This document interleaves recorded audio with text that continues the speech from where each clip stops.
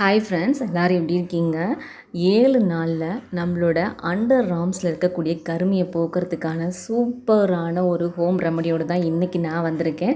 So நீங்கள் எல்லாருமே வீடியோவை கடைசி வரைக்கும் ஸ்கிப் பண்ணாமல் பாருங்கள். இது வரைக்கும் இப்படி ஒரு ரெமடியை நீங்கள் ட்ரை பண்ணியிருக்கவே மாட்டீங்க.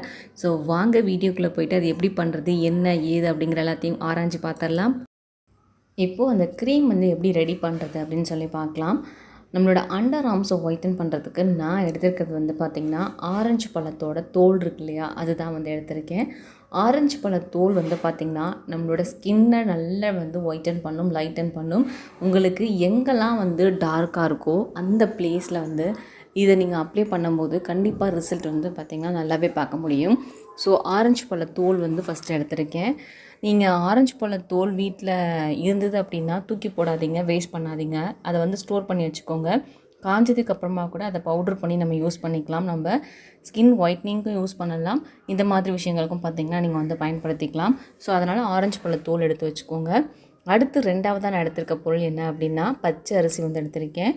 பச்சை அரிசி தாங்க எடுக்கணும். அதுதான் நம்மளோட ஸ்கின்னை பார்த்திங்கன்னா ஒயிட்டன் பண்ணுறதுக்கு ஹெல்ப் பண்ணும். ஸோ அதனால் பச்சை அரிசி எடுத்துக்கோங்க.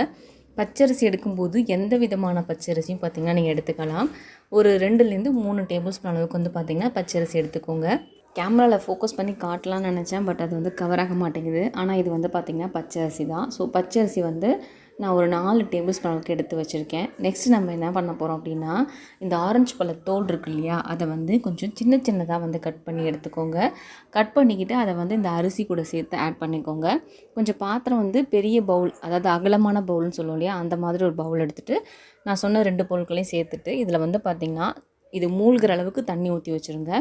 இது ஒரு 3 மணி நேரம் நல்லா ஊறி வரணும்.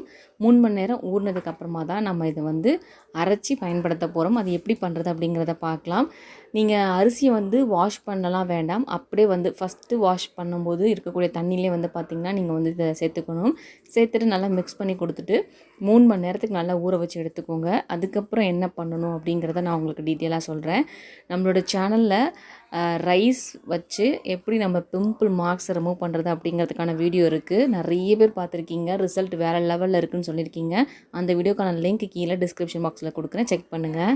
இப்போ பார்த்திங்கன்னா இதை நான் ஒரு 3 மணி நேரமாக ஊற வச்சு எடுத்துட்டேன். அரிசி பார்த்திங்கன்னா நல்லா ஊறி பொத்து பொத்துன்னு நல்லா புஸ்ஸுன்னு வந்திருக்கும்.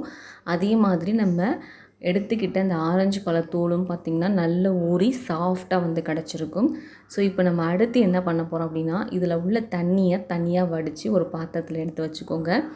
இதில் இருக்க அரிசி, அந்த ஆரஞ்சு பழத்தோல், இது ரெண்டையும் சேர்த்து ஒரு மிக்ஸி ஜாரில் நல்ல மையாக அரைச்சி எடுத்துகிட்டு வரணும்.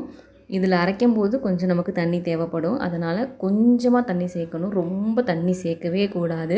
உங்களால் எந்த அளவுக்கு தண்ணியை கம்மி பண்ணிக்க முடியுமோ அந்த அளவுக்கு தண்ணியை கம்மி பண்ணி சேர்த்துக்கோங்க. இந்த மாதிரி அரைச்சி எடுத்துகிட்டு வந்துடுங்க. இப்போ பார்த்தாலே தெரியும், கலர் லைட்டான ஒரு எல்லோ கலரில் இருக்குது. நல்ல ஒரு திக்கான பேஸ்ட்டு கன்சிஸ்டன்சிக்கு இருக்குது இல்லையா. இதுலேருந்து நம்ம வடிகட்டி இதோட பாலை மட்டும்தான் எடுத்து யூஸ் பண்ண போகிறோம். வடிகட்டியை நல்லா கழுவிக்கோங்க. கழுவிட்டு நம்ம அரைச்சி வச்சுருக்க அந்த அரிசியும் ஆரஞ்சு பழத்தோலும் பேஸ்ட் இருக்குது பாருங்கள், அதை இதில் சேர்த்து அதில் இருக்கக்கூடிய பாலை மட்டும் பார்த்திங்கன்னா தனியாக வடிகட்டி எடுக்கணும். இப்போ நீங்கள் அழுத்துனீங்க அப்படின்னா அதுலேருந்து பால் உங்களுக்கு கீழே வரும். இந்த மாதிரி இந்த ரெமடியை நீங்கள் அண்டர் ஆர்ம்ஸ் ஒயிட்னிங் மட்டும்தான் யூஸ் பண்ணணும் அப்படிங்கிறது கிடையாது.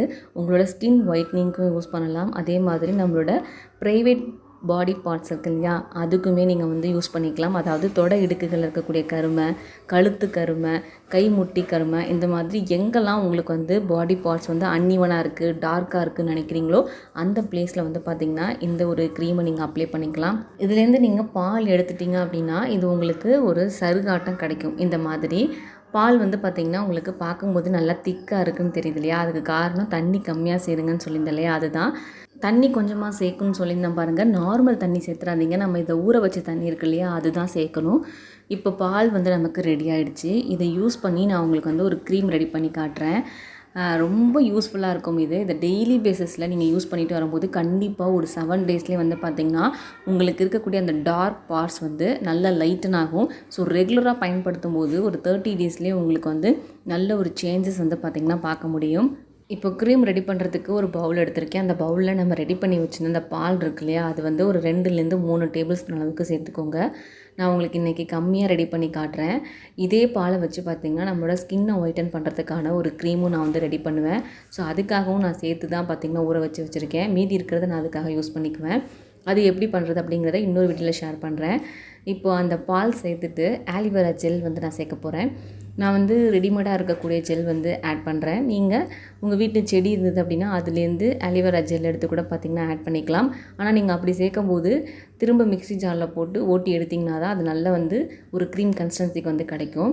இப்போ நான் இதை வந்து நல்லா மிக்ஸ் பண்ணி எடுத்துக்கிறேன். க்ரீம் வந்து பார்த்திங்கன்னா ரெடி ஆகிடுச்சு. இதில் உங்களுக்கு விட்டமின் இ ஆயில் சேர்க்கணும் அப்படின்னா சேர்க்கலாம். இல்லை அப்படின்னா மஞ்சத்தூள் இருக்கு இல்லையா, கஸ்தூரி மஞ்சத்தூள், அது சேர்க்கணுனாலும் சேர்க்கலாம். பட் அதெல்லாம் சேர்க்காமலே நல்ல ரிசல்ட் வந்து பார்த்திங்கன்னா இந்த க்ரீம் வந்து கொடுக்கும்.